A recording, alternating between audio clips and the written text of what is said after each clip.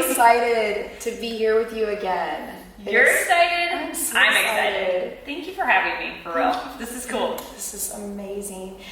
For those who maybe have missed the first podcast, can you tell us a little bit about yourself and what you do, please? Yeah, of course. So I'm Stephanie Gilbert. I'm the co-host for Studio 512, which is a lifestyle show on CW and KXAN. So we air Monday through Friday on CW from 7 to 9 a.m., so early mornings. And then 11 to noon on KXAN. I do everything lifestyle oriented, so really it's just the fun. It's the fun stuff, not the big bad news, but the happy, good kind of stuff, but still a lot of work. So yeah, that's how I met you through that, and I get to meet a whole lot of cool people, do a lot of really fun, great things in the community, and really discover Austin in a way that I feel so fortunate to be able to do. Hopefully through all of that, I get to bring, kind of the good side and the light out to Austin and share some of the fun and the good stories that are happening.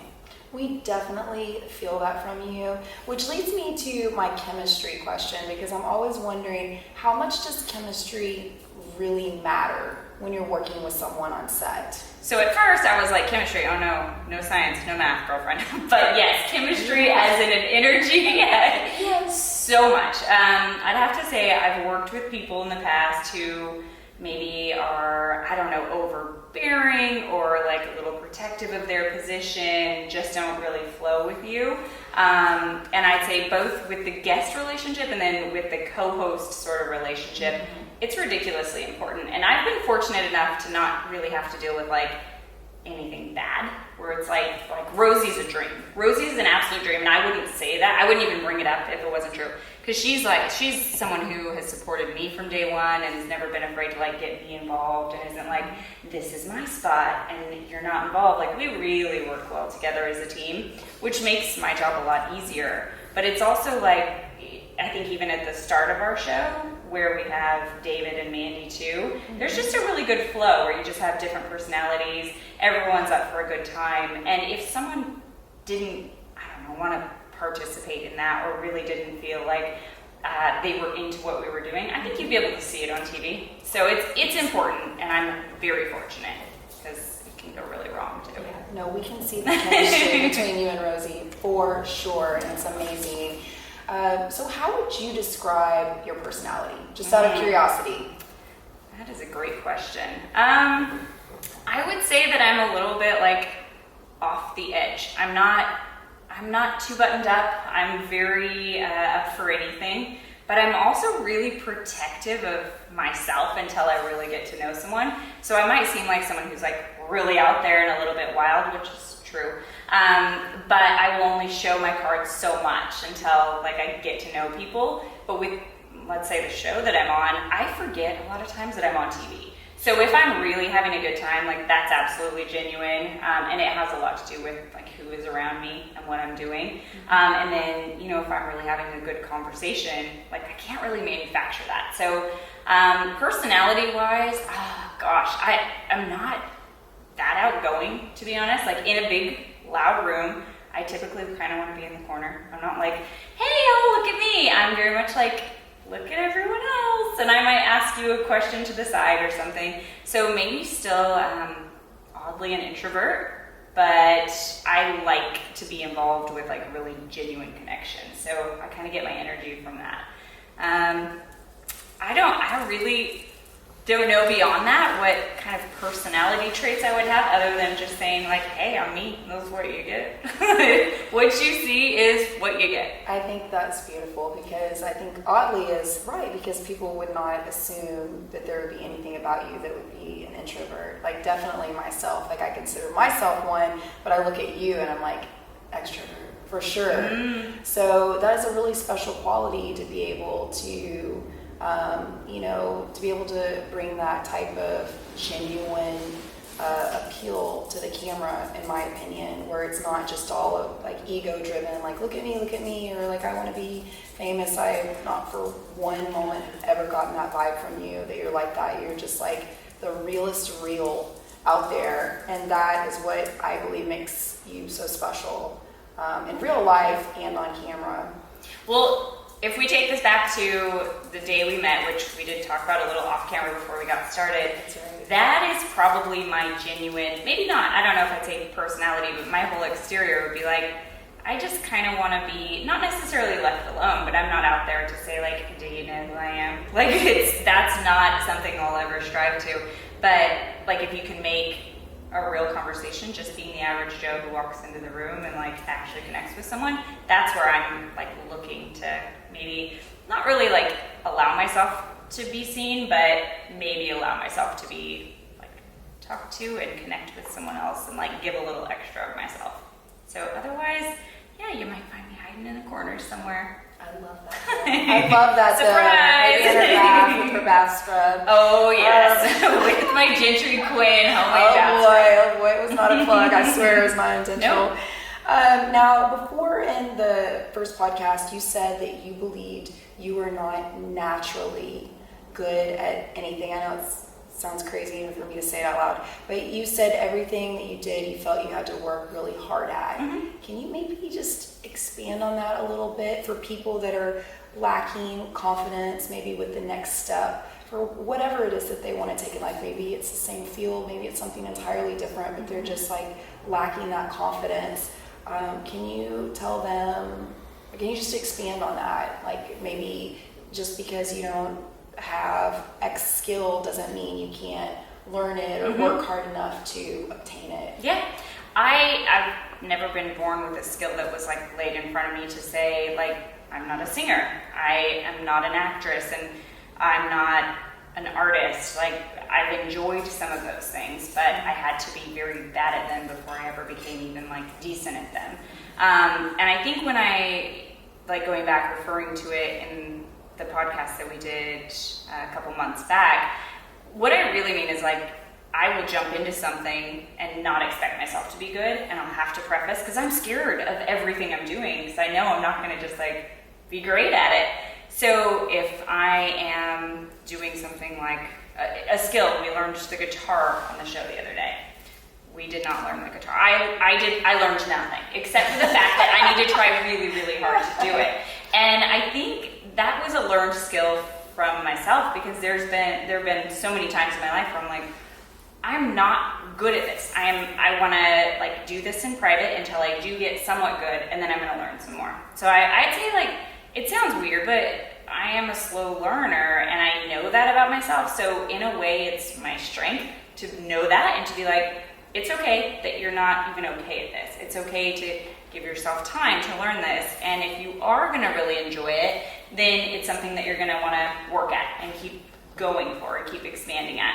And we have the cutest little mini where this is how you know when you're working from your home, when your dogs keep walking around and jumping on you. You have the cutest pup. And typically I can kind of like blur out all the lines of things going on around me, but when there's an animal near me, I'm like, I must pet, I must hold. So she's very, very, very sweet and very cute. So if I'm like kind of looking off and away, then that's fine.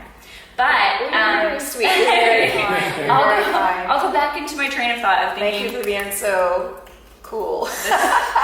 This is what I love about actually doing something like this, because it's so my real life. Here, for real. Here. Do you want to go to Daddy? I'm gonna pick her up real quick so she'll stop. Here's Minnie. Oh my gosh. Here's Minnie, everyone. Okay. So back to, giving people maybe the confidence, or I don't know what you could find in yourself is, there are a lot of people with a lot of natural talents. And if you're thinking like, I may not be good enough at something like this, you might be right. Like, to be honest, I'm never going to be a Katy Perry or a Beyonce but I will be good at something. And when you find that spark and that passion, I think if you're good at it and you have, a great work ethic at doing it, and you want to keep on pursuing it, then that's what, if your heart's saying go in that direction, keep going in that direction. If people are telling you you're not good at it, you might want to be like, am I really? Like, examine that and then go on. Because again, we're all told, we can be whatever we want to be. Not really. Like, that's not totally true. I cannot be a brain surgeon. Mm-hmm. I wanted to be a brain surgeon at one point in my life because I thought it sounded cool, but that's not the stuff that is going to realistically like come into play in action and actually be good at something. You do not want me working on your brain. We will say that. I'll take your right now. Take my word for it. So I think within some sort of realm, if you have, your confidence and your passion behind it, keep going and keep pursuing it and be okay with not being good at it, because that's not, you're gonna fake it till you make it, but only so much, right? So it's like you gotta genuinely have some effort and some There has to be talent some that comes to substance it. behind that. There does have to Yeah. be. So I guess the last thing I want to get on a soapbox and say to people is just be so fake and one day you will magically make it. That's not totally true. I see a lot of people who, maybe come into this business and really want to succeed. And if they want to succeed, they're not going to be good at it on day one. They're not going to be good at it on day 100, but they're going to put the work into it, and they're going to be so persistent and passionate, and they're going to stay longer, and they're going to do more than everyone else, and they're going to say yes. And then one day they will succeed. And that's where I think it all kind of comes full circle. And maybe that's a long way of saying is just keep pushing through. Keep going for it. And if you don't have it, you don't have it in a certain sort of talent. But if you have the passion and the work behind it, then you're going to get there and you're going to be at least pretty good at it. Maybe never the best. But you don't ever want to be the best in the room either. I have to think about that one for a minute. I'm going to agree. There's a lot of good stuff in there that you just said. And also, just to add to that, I think the genius really is in your ability to be able to look objectively at what it is, those things that you are strong and weak in, and not just say, oh, well, I'm not that good at that, so just forget about it. It's like figuring out how to learn how to be better at those things. If you really, really want it, if you're really passionate, that's actually a skill, I believe, in itself. When you're talking about not having anything very specific, or you said not naturally, I'm sorry for your words, not good at any one particular thing, I would argue to say that is actually the thing that you are naturally good at, is being able to figure out how to improve upon those points that maybe you're not as strong, and improvise and ad-lib and do all those things that you do when the pressure's on in the heat of the moment. You were talking about the experience when you came back from your honeymoon where you hadn't been home for 24 hours and literally you were thrown into 3 days of no teleprompter and just really, really intense work days where you're basically just having to come back tired and what's the word, jet lagged and massively. and having to memorize important clients, and not make mistakes, which, since I mentioned mistakes, I think I'm going to jump ahead for a second and talk about mistakes, because I think that people are really hard on themselves these days. I feel like people are sometimes, the people that shouldn't be hard on themselves are the people that are the hardest on themselves. So I just want to talk about mistakes for a second, because I know a lot of beautiful people in really different fields that are very professional, and when they make a mistake, and we're talking in conversations and they tell me about these mistakes, it's just they want to bury themselves and hide. And it's our jobs as peers and friends to say, hey, literally this has happened to me 4 times in the past. You're not the only one, you know what I mean? I know it feels terrible and it's not fun when you go through it, but can you walk us through maybe a mistake that has happened, for instance, on live TV, because there's no do-overs, a mistake that you've made, and just give us an example of how you were able to overcome that? So every single day I make mistakes. So whether it's misreading a word in the teleprompter and really your brain just turns to soup, and things become chaotic and you try and recover, and it sounds to you like the worst thing that's ever happened. That happens every day, me maybe not knowing what I'm supposed to ask next because there's a jumble of things that are happening and things are going very, very quick. And I am, actually reading verbatim from a card or something, things just aren't sticking certain days. So mistakes are constantly happening. One that really like will always stick with me, and honestly, looking back at it now, it's really not so bad. And this maybe is what gave me some of my super thick skin in being able to just keep getting out there and keep making those mistakes and keep doing it, is in live TV generally, I mean, unless you go really viral, like it just goes out there. So you do it and then it's done, and you can kind of walk away and be like, oh my gosh, you know, but it goes away. So it's not constantly being replayed somewhere, you know, there's not a million episodes where people are just rewatching it. So my first live shot ever for news, which was a big deal, because when you're a lifestyle show, you're not necessarily considered as, I don't want to say important as news, but really you're just not as important as news. Like news is the big guy. They're in the prime time, they're in the big hours, that's where all the viewers are, that's where the eyes are. And when I came back to Houston, I worked for KPRC, which was like the #1 station in Houston. Our news team at 10 o'clock was like the big stars. That's where the eyes are. There are, you know, a million eyes on you when you're on the 10 o'clock news.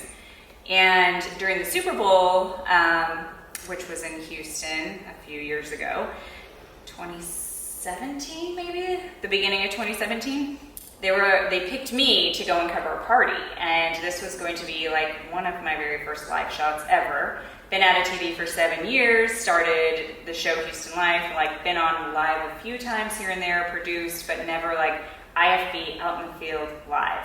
So what's gonna happen? Now they're putting you on the news, and you know, you have some criticism that comes back to you via ways of maybe like a boss who says it in the wrong way or something. So I had all these like, oh no, am I gonna be smart enough on TV? Am I gonna say the wrong thing?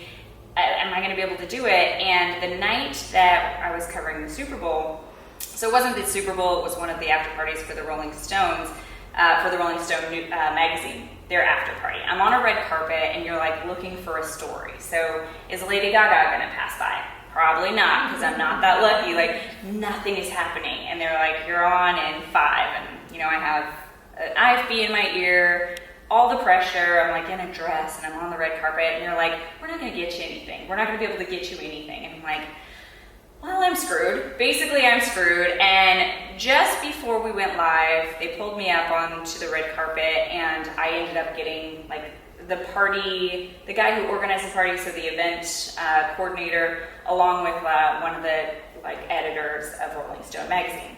And I was like, okay, this is good enough. He can talk content, he can talk about who's here. And in my head, you're going a million miles a minute, so I don't know what we're gonna talk about. So what do? I write down their names. I immediately forget their names, and we're like live. And I was like, you know, we go live. I know this is like my big moment. You're gonna make it or break it. And when you put all that pressure on yourself, it's a very scary thing. Like I kind of get nervous even thinking about it, because anytime I've put all that pressure, I'm not gonna perform well, but I'm gonna do it to the best that I can while I'm doing it. So I have a camera in my face. I have 2 guys on the side of me, and I'm doing okay, just trying to get through it. Like in my head, I'm thinking like, can this be over? Can we be done? Like a million people are watching me right now, and this is a big moment, and it's nothing great, but I just want it to be over with.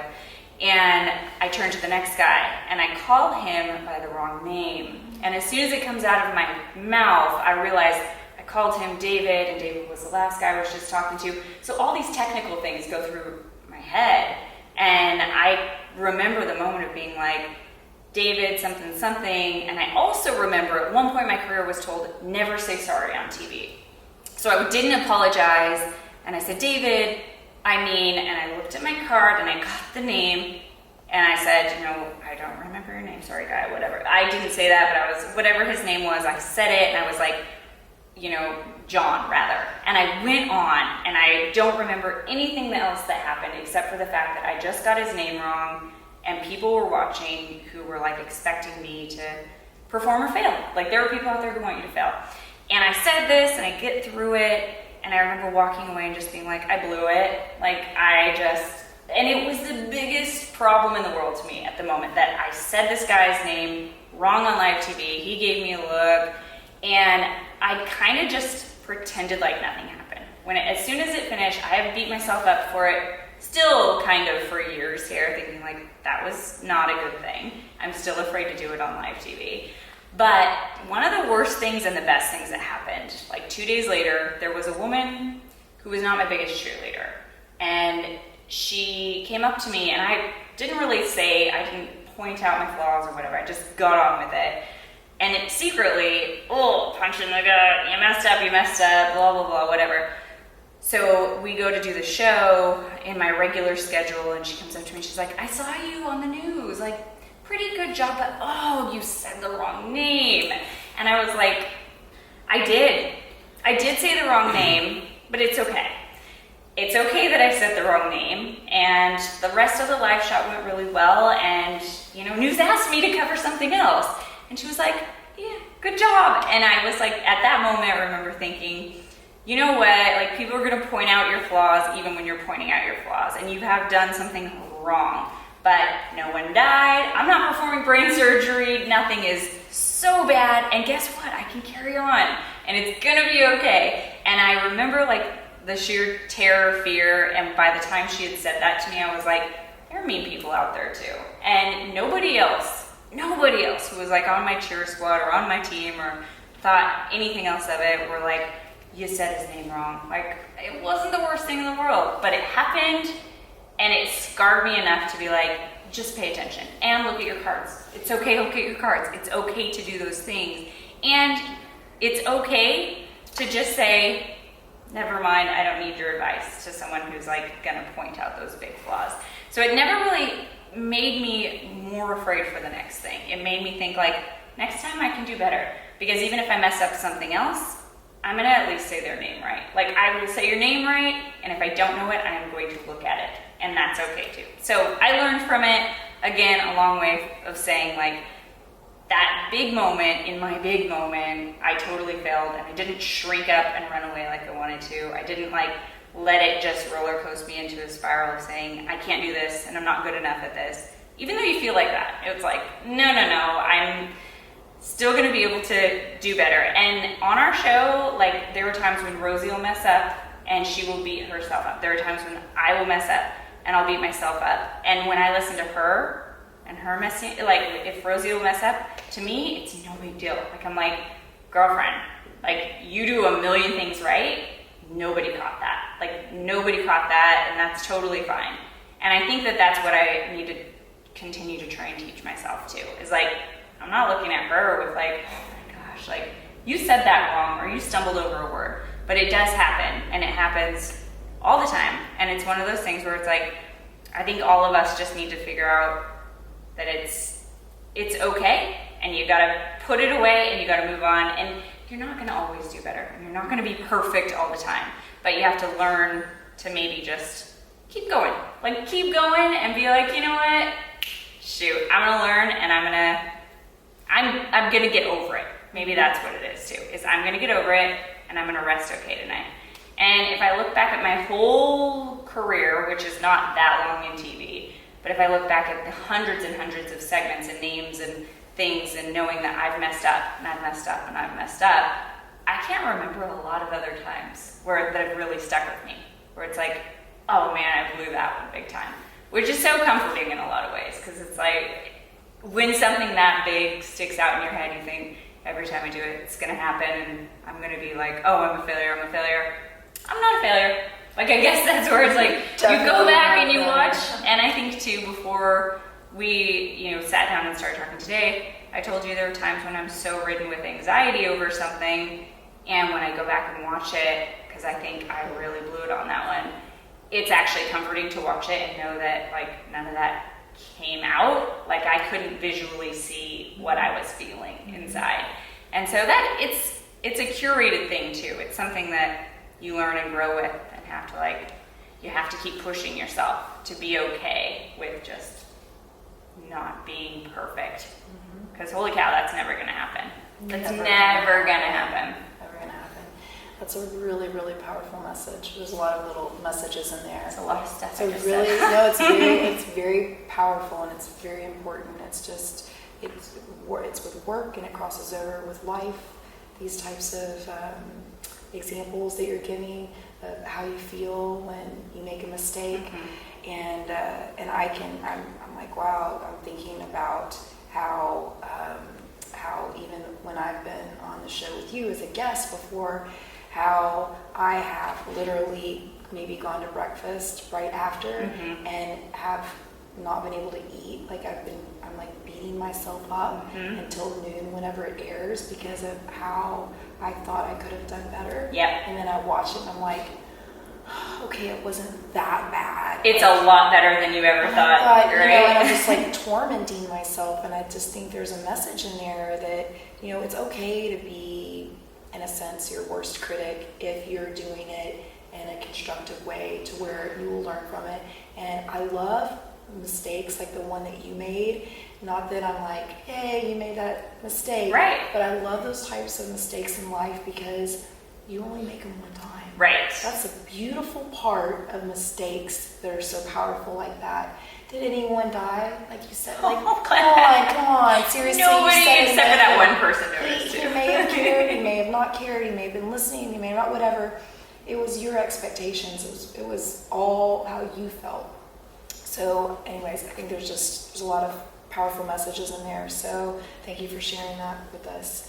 The next thing I want to talk about is something that I haven't really, how when you hear a word and you, for some reason, it catches your attention and then you start hearing it everywhere. I don't know how else to explain it, but I've been listening to podcasts and I had been hearing here and there about people having imposter syndromes. And then I was on a podcast with a very, very successful, in my opinion, very successful filmmaker, extremely talented. And in the midst of us having our conversation, she mentioned feeling like she had I don't even know if I'm saying it right, imposter syndrome. Yeah. And I was so taken back when she said it because of who she is and me knowing the type of talent that she is. And I was like, whoa, what does this mean? If she's had it, I'm sure I've had it. And then I started thinking about myself, and then I was able to put a label to something that I wasn't able to identify before. Like, I don't know if that makes sense, but just putting a label on, oh yeah, that feeling is really a feeling of imposter syndrome. Yeah. Have you ever felt that way before? And if so, how do you kind of like talk yourself out of it, or what disciplines do you practice? Like, how do you get out of that mindset? Because I can only imagine if somebody stayed in that mindset for more than a little while, it would really be debilitating as a professional to feel that way. So have you ever felt that way? And if you have you got yourself out of feeling that way? I think it's one of those things where you're wondering, like, do I fit in? Do people accept me in this position? And I struggled with that like for a very long time, and I still struggle with it from time to time. Like, do people like me? Do they care?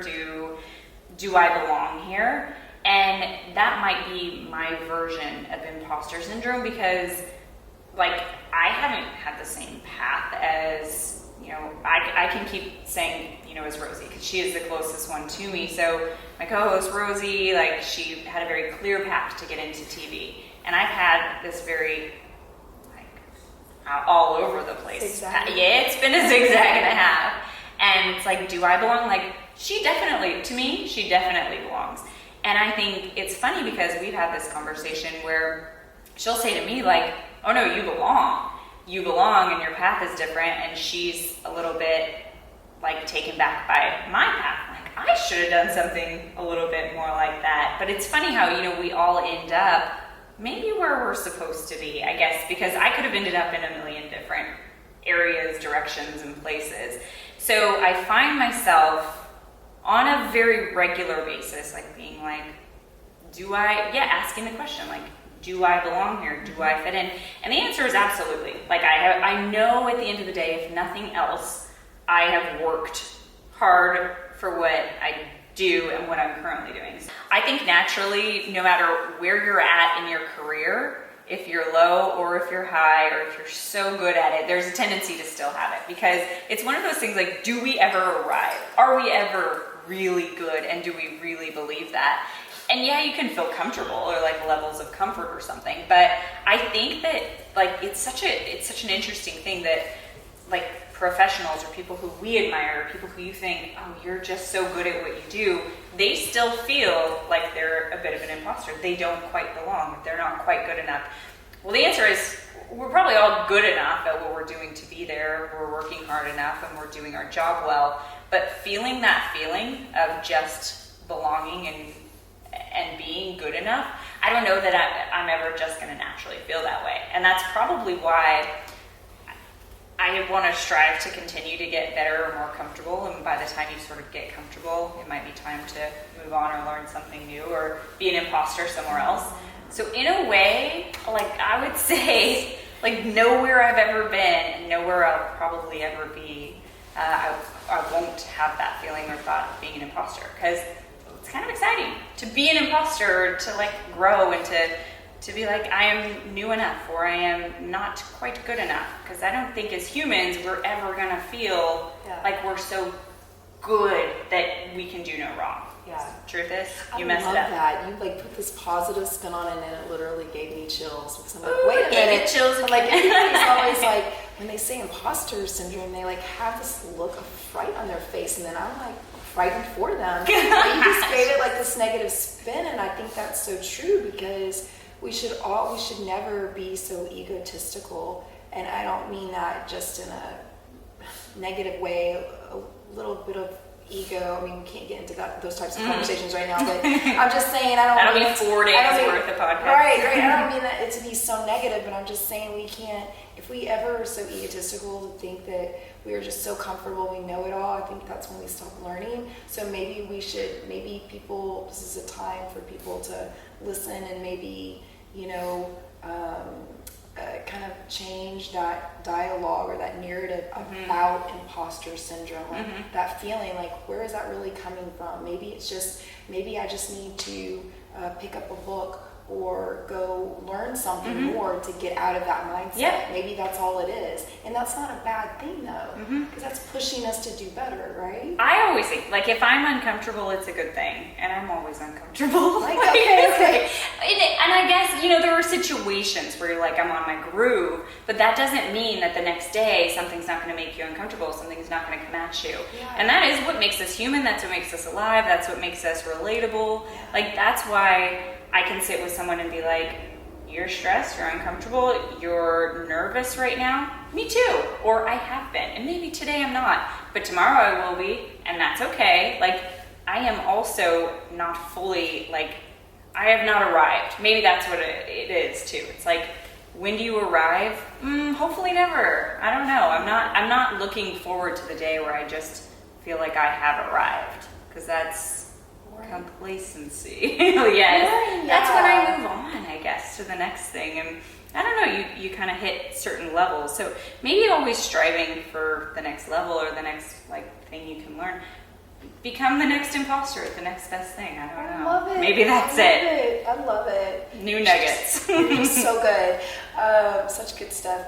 So speaking of, you mentioned dreams a little bit earlier. Do you feel like you've arrived into your dream job? Because, and this isn't like some trick question I know you love your job. I know you love where you are right now, but also remember you talking about originally wanting to do being a sportscaster, and then it just sort of organically not fell into your lap, but the way that your job progressed kind of organically happened, right? You started off as doing one thing at Studio 512, and now you're doing many, many things. So do you feel in a way that this is your dream job? A dream job? A dream job, definitely.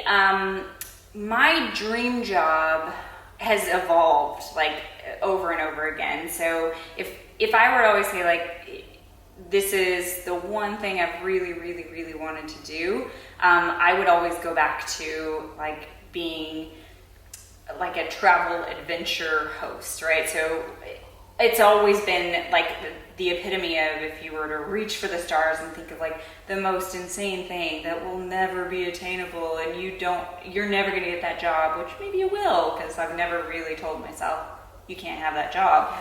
But it would be hopping on planes and going to exotic places, doing exotic adventurous things.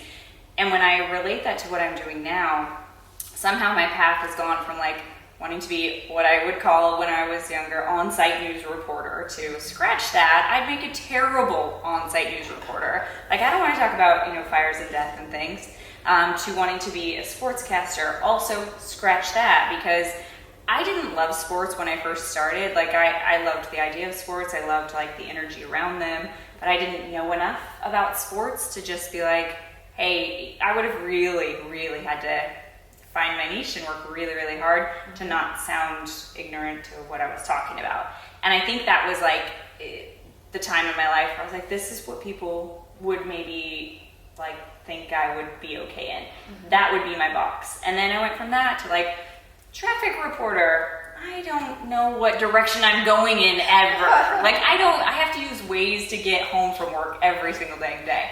I would have been like really just faking it. Yeah. So I've landed in this position in a way where it's like, and landed is not quite true because there was a lot of obstacles to get there, but as a dream job, yes, it's a lot of people's dream job to be able to just like have fun on TV, but it is still a job. So it's one of those like, what would be your next best thing or your next best progression?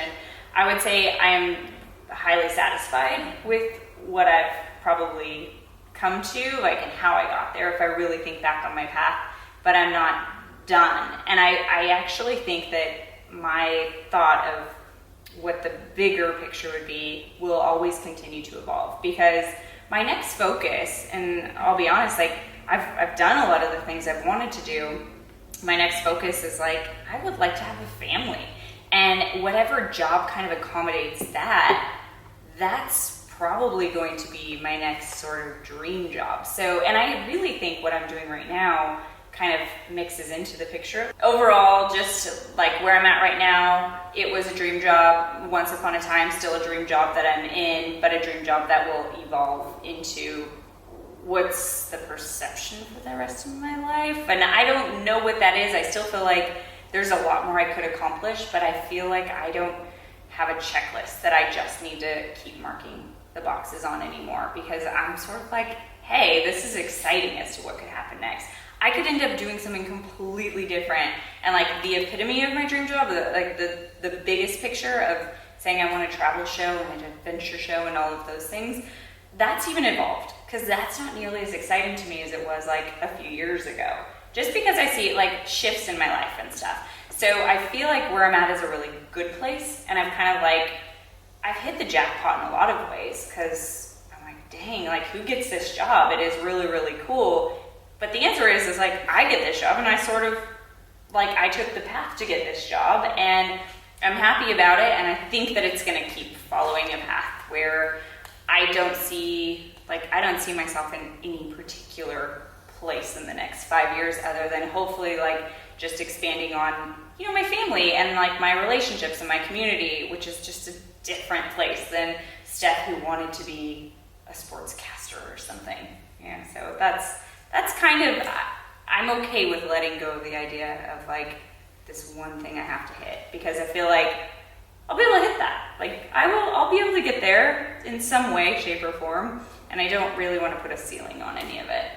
I love that. See where we're going. I'm going to adopt that also. When people ask me about all the things I'm going to do, I'm just going to say, I really don't want to put a ceiling on it. I don't want a ceiling. I really love that. Sky and beyond. I don't know.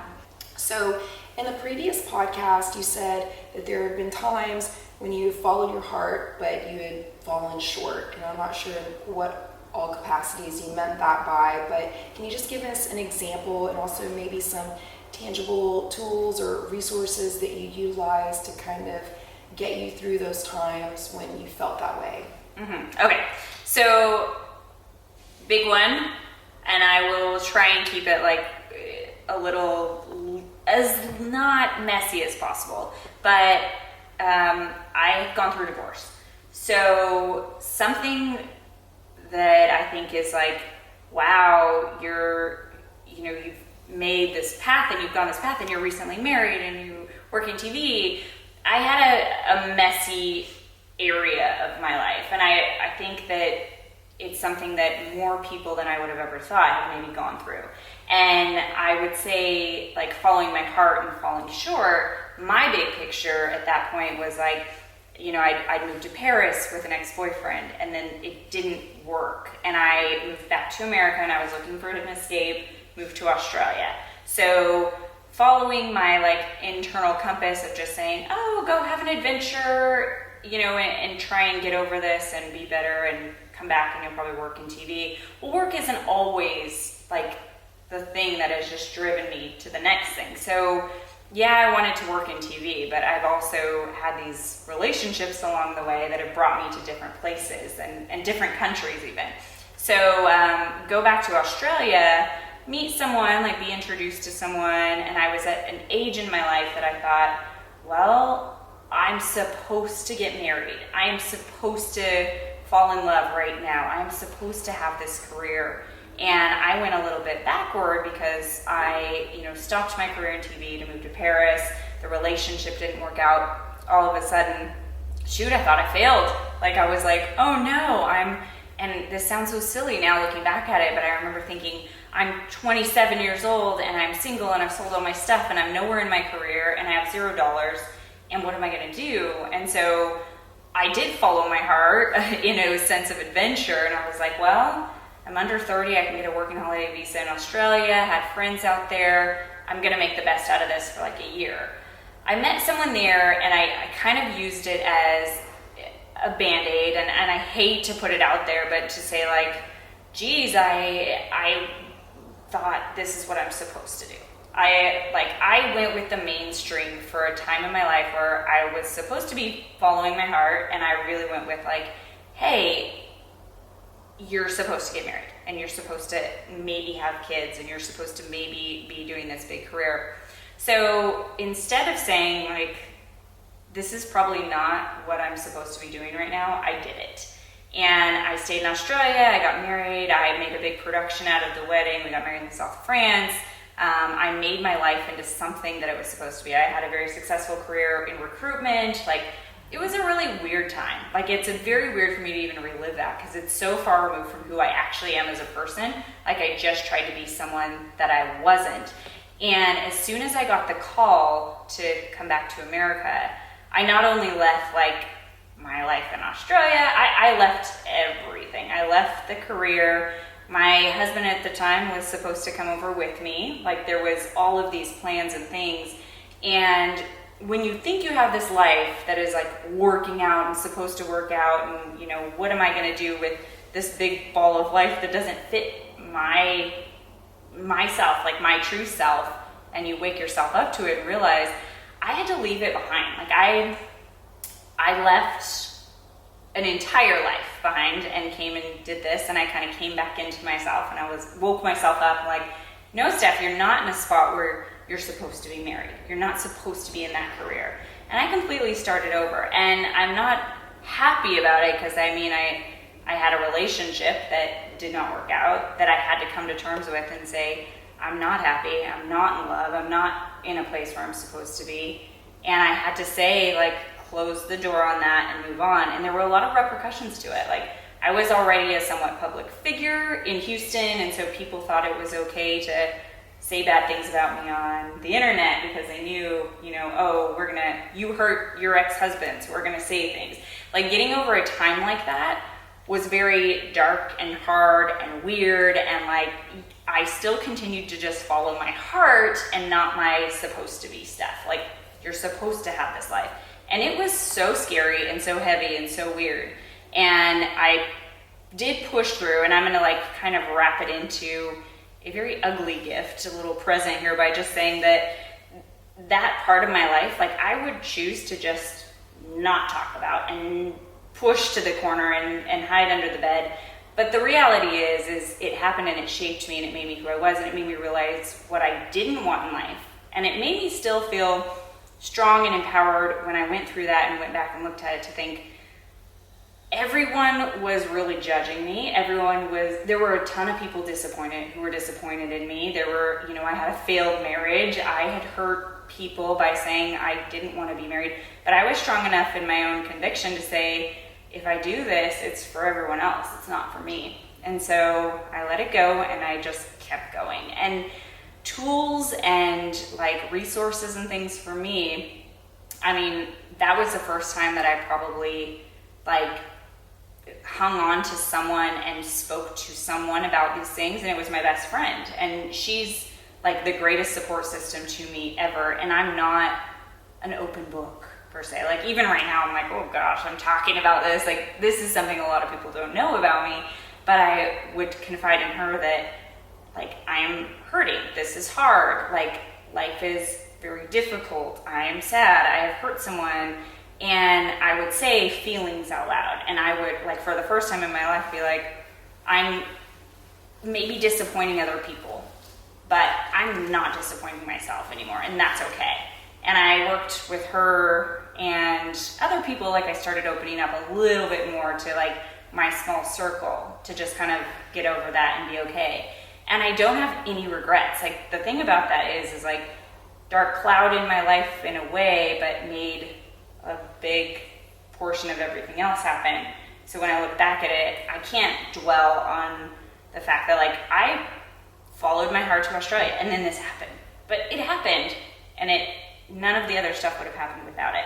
So it's still good, it's still okay, but it's still something that like it affected me harshly. Like yes, on social media, yes, is like I have to like protect myself, and you know, people expect you to be someone who, you know, maybe has never hurt anyone before, you've never been through a divorce, or like your life is just all fluffy and lovely. And it wasn't, and it hasn't always been.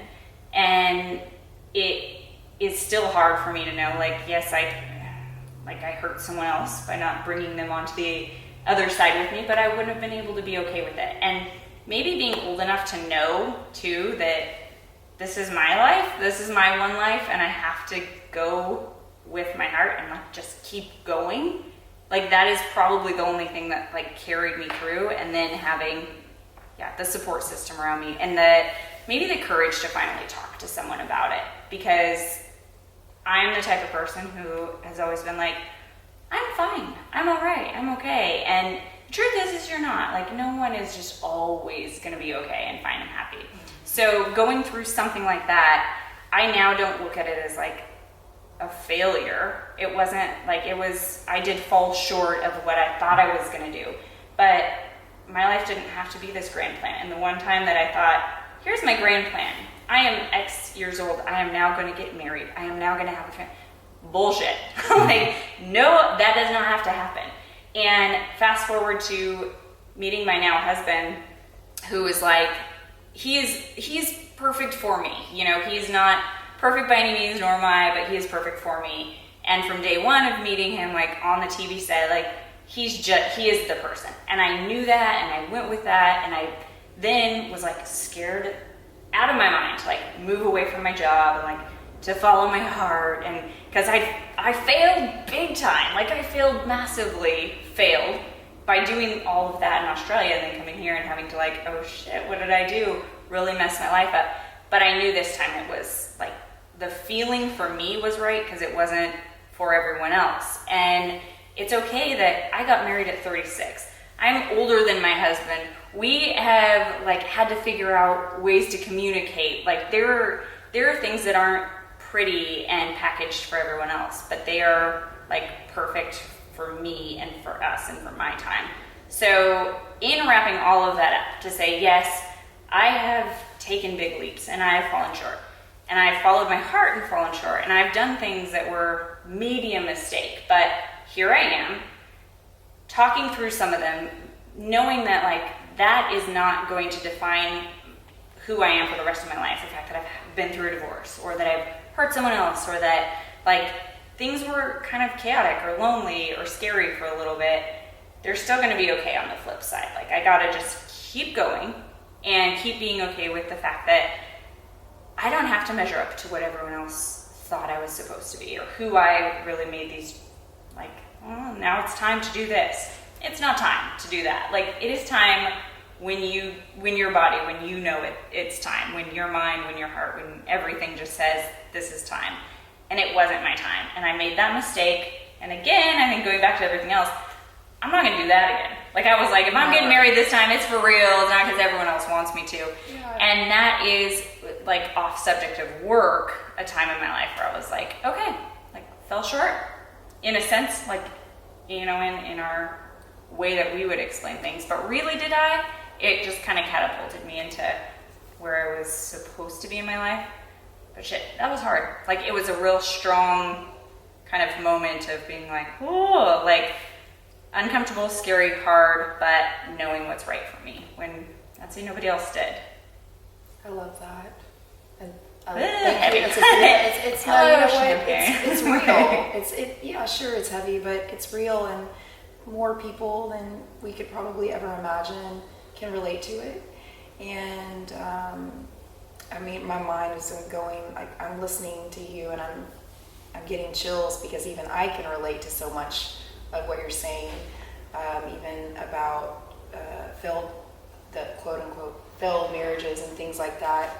I almost have a little bit of an aversion to that, and to make you feel less awkward, I've also been through a divorce, and the partner that I'm with right now, I don't think it's secret that he's been through a divorce, and those weren't pretty, but fast forwarding to today where we are now, my partner and I are godparents to my ex-husband's child. Wow. So I'm just saying there's a lot of stuff in between. There's a lot of work, and my divorce was not, I would never use the word pretty or easy or anything, and it's not our time here today is not just about that. So I'm not gonna sit here and talk about all that.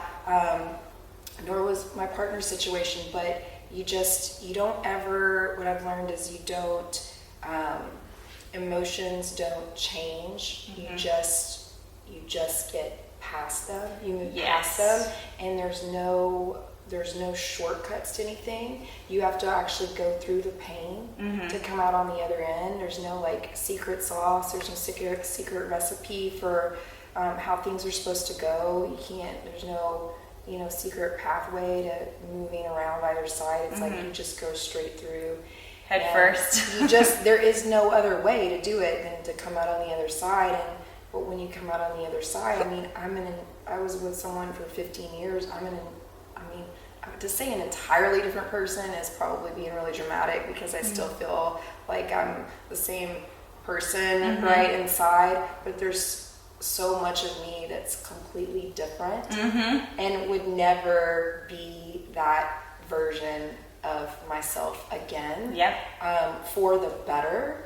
And so I think that if you can make those types of adjustments to your life for the better, that it's completely worth it because we've got a lot more life to go. And if we can, ain't that the truth? We can have already, God willing, whatever willing, but if we can already come to those conclusions and make those adjustments for the better, then for the rest of our lives, we won't have to be that person again. We won't have to go through those things again. So I think there's a ton of value in that. I don't believe that they're just failed marriages. They're just partnerships that their course, they came to an end. And it's like the next chapter. So I appreciate you sharing that because that's it takes a lot of vulnerability to share that type of stuff. But so many people, I believe, will resonate with that, and maybe will stop and think a little bit, maybe even change their perspective for the better on that. What was one time, I believe, a stigma, but no more. So just want to as a takeaway today, what would be the one thing that I'm sure there are many things, but what would you have liked to have known whenever you very, very first got started in your career? What is like that one thing that you wish you had known, if there is a thing? Maybe there's not. If there is a thing. Maybe there's These are things. such good questions. I don't know. I feel like as you're asking me these questions, I just start going and then I'm like realizing answers or my own mindset as I'm going through the question, because I'm very much like, oh, something to think about. But what would I have liked to know? I think from the beginning that it's okay not to be the norm, not to be something that everyone else wants you to be. And I had an okay idea of that when I very first started, because I knew I'd never succeed being put in a box. And I always thought like, yeah, but I could probably adjust to that box, or I could be the news anchor. I can't. And I knew, and so I just kept pulling away from that sort of a thing. But I think when I went back into TV, especially being away from it for the 7 years, I really tried hard to kind of make a lot of people happy. And I think in trying to prove it to myself that I was worthy and good enough to do it and things, and as you're learning and like wanting to get better, like I wanted to impress the news director. I wanted the general manager of the station to like me. I wanted my crew and team to like me. And I wanted to be all the things for all the people. And the reality is I can't be all the things to all the people. And there are people that aren't going to like me along the way. And there are going to be people that will judge me based on whether it's looks or something they heard me say, or the day I made a mistake, or the day I was really funny, and maybe they do love me that day and then they can't stand me the next. And I think I have to just keep saying, well, you might not like me, but I think I like me today. Like this, I resonated with someone else, and Jentri likes me. Like there are people that will say they like me, and I've maybe made them feel more comfortable for doing what they do and getting the word out for what, their own message and things. So yeah, maybe I'm not going to be the person who they're going to ask to, I don't know, go interview the top celebrity who they want, some star to do this. I'm not going to be that person. I'm going to be the person that I can be every day, and the best person that I can be, which is like not going to fit in any sort of a box. I'm more of like this weird little explosion of like, oh shoot, we think we know who she is, but we don't really know. And I like that, because that's the only person like that I feel authentic being, and that I feel like I can show up and actually maybe keep doing, because you can't just play a character for the rest of your life. And I never really learned how to do that. And I think when I tried to do that, or like got kind of hurt that I wasn't this person's cup of tea, or they would never send me out on a story like this to cover that because maybe I'm not the right fit for it. Well, that's great. I'm the right fit for something else and someone else. And knowing that from the beginning maybe would have made me more comfortable and confident in what I was doing. And maybe even hearing myself say that now, because a lot of times I think like someone will call me out for being like, yeah, you're kind of the obnoxious one, or you're the one who is going to be a little more silly, or you're going to be this. And I think sometimes I'm like, I am not. But yes, I am, and then I'm some more, because I am not in a box, and I'm never going to fit in that box. So yes, all in all, like, don't try to impress the masses. Just try and, I think, put out the best you, or the most authentic you that you can, because I think it's working for me, and if it's not, well shoot, I'll probably find something else to do at some point in my life. But I know no other way to do it. And I think in all the different ways I've kind of explored and tried to discover, this is it. Like, it's like, this is what you get. And maybe I can work on, like, yes, I'll be more professional in certain situations, or no, I won't say that, or whatever, but never to try and be everyone's cup of tea. Because it's never going to happen. Never going to happen. I'm not champagne. Well, I can tell you something else that's never going to happen. You are never going to need that backup job at Chick-fil-A. It's still my go-to, Jentri. It's never going to happen. It just might be good, but it's not your destiny. And I just want to thank you so much. It's been such an absolute pleasure. And while we have definitely covered so much good stuff today, I know there's a lot more. So I'm just going to go out on live camera and say, would you be interested in a part 3? Heck yes! We're just going to keep this thing alive. Heck yes! We're just gonna keep. Oh, there are so many layers to this onion. We're just gonna keep peeling them. We're gonna keep letting the box explode. But it's been such a delight. You are definitely one of my superheroes. So thank you. Likewise, I love you. I'm gonna give you a hug because I don't do that very often, and I need a hug from you. Oh, You're the best. And she hated You're the people best. are like, I'm like, yeah, let me pet you too from afar. It's lovely. Now I only hug people if I really mean it, and I do. Fair enough. I like you. I love you, girlfriend. Thank you so much for having me. This was fun, and you are awesome at this. Thank you. Yes. And then